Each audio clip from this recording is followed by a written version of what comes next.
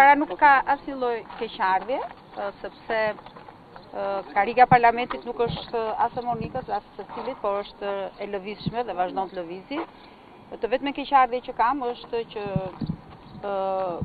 njerëzit ndihen shumë më të varfër, largohen çdo ditë më shumë më të pakënaqur, por kur vjen puna, ju dalin votat ke kutia me shumicë në favor qeverisë. Pra do të thotë, Meta, keni ndonjë keqardhje zonja Kremati sepse patjetër. Do vijë të qëndrojnë në qeli. Ke dhe përgjegjësi për humbjen e zotit Meta për mos arritjen e marrjes rezultat pasi bët fushat për të.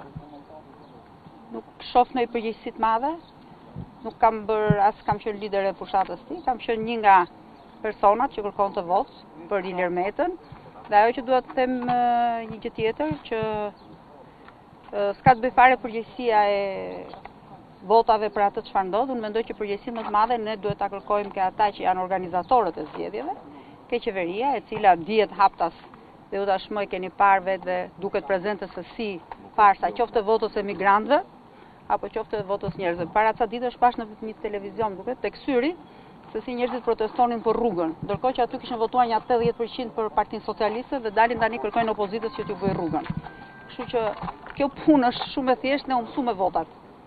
Se si manipulohen dhe se si Do ta vazhdoni aktivitetin tuaj politik, nuk keni asnjë pozicion as në partinë e bashkëshortit tuaj as në parlament. Vetëm me filma. Filmi është një anë e jetës dhe është shumë interesante. Politika nuk bëhet vetëm duke bërë politik, duke folur për politikën, politika bëhet edhe me sjelljen tënde, politika bëhet edhe me veprimet e tua, politika bëhet edhe me analizat, por dua t'ju them vetëm një gjë që nuk mendoj që situata do jetë më mirë se çka që mendoj, që do jetë shumë më keq se çka që. Zonja Kremati, cilësoni farsë elektorale edhe ju si Berisha apo keni qendrim tjetër për zgjedhjet? Shiko, që është farsë elektorale, është farsë elektorale. Që identifikimi i shenjave të gështrimeve qytetarëve në momentin që në qendrën e votimit qytetari vendoste shenjën e gishtit dhe informacioni shkon të zyrës së patronazhimit në Partinë Socialiste që ka ardhur filani, që ndoshta në një këndvështrim ligjor nuk është shkelje ligji, por është përdorimi i aseteve qeveritare në funksion të një partie, sigurisht që ka. Që të shikosh përdorimin e gjithë fondeve buxhetore të shtetit apo të taksa paguesve shqiptare në funksion të favorizimit apo të ndihmimit apo të tjetërsimit të votës apo të vullnetit politik të secilit, sigurisht që edhe kjo është shkelje.